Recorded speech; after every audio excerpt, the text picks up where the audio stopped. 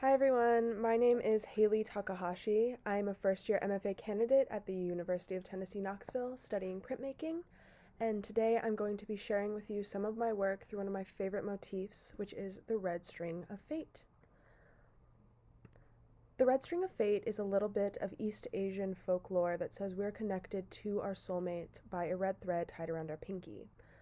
I expand this idea of connection to include our past, our ancestors, and even our future and our destiny, and I use that frequently throughout my work. My great-grandfather, Tommaso Takahashi, came to America in the early 1900s with his brothers. There were very strict immigration laws prohibiting Asian people from moving to America, but nonetheless, he made it through and he had 5 children, one of which was my grandfather, Henry Takahashi. In this picture, you can see him, my grandma Clara, my dad, and his 2 sisters when they were very young. Something that Tommaso never would have expected for his family coming to America was Japanese internment. Japanese internment was the response of the United States government after the bombing of Pearl Harbor in 1941. Executive Order 9066 placed all Japanese Americans in what were essentially concentration camps, removing them from their homes, usually on the West Coast and Hawaii, and moving them inland. This xenophobic racism that was born out of fear really permeated American society and really affected the way that Japanese and many Asian people were perceived. As you can see, these are political cartoons done by none other than Dr. Seuss. It was common practice for children to have these little white tags with the names of their families and their destination so that they wouldn't be separated. I see a striking resemblance to what is happening today at the United States and Mexico border, again saying that if we don't remember history, it is bound to repeat itself. And that is a sentiment that I take into my work, that if we don't keep history alive, if we don't remember our family histories, that all the bad is bound to repeat itself. I want to honor my family, myself, and my identity through my work. This is one of my most favorite pieces. It's a 8-foot long kimono printed with the Executive Order 9066 and hand-dyed red. I wanted to confront the audience with what it would have been like for Japanese Americans to see this executive order and to know they were going to be placed in concentration camp.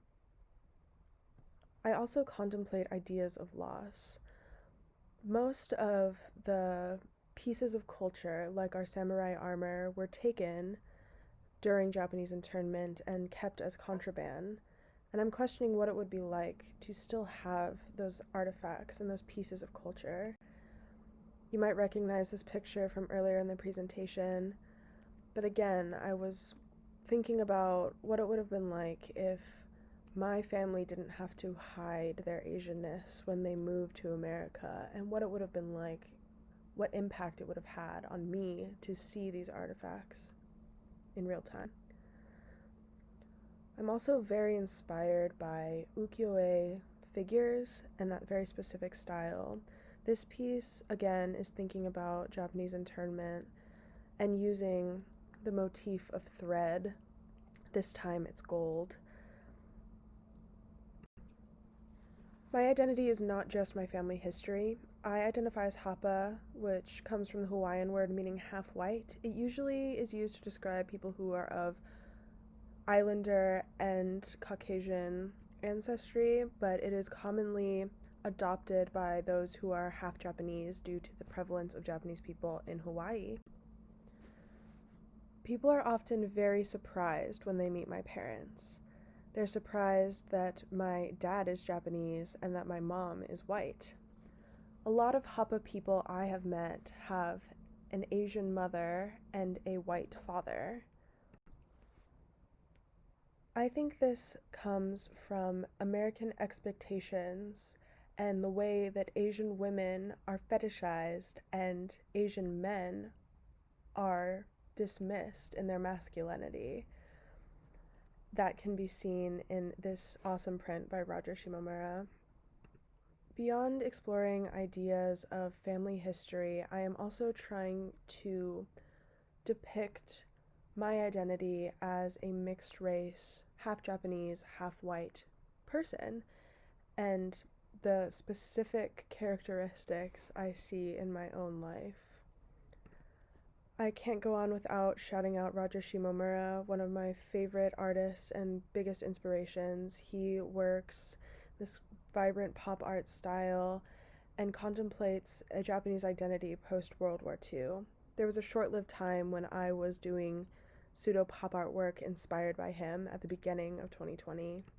Another of my great inspirations is Utamaro Katagawa, and especially 12 Hours at Yoshiwara, which depicts the hours of the day of the courtesans in the red light district of Tokyo.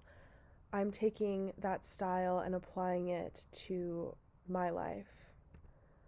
I'm using ideas of contemporary imagery, loneliness, isolation, mental illness, and identity, and applying it to this ukiyo-e style and using screen printing as my medium for that style.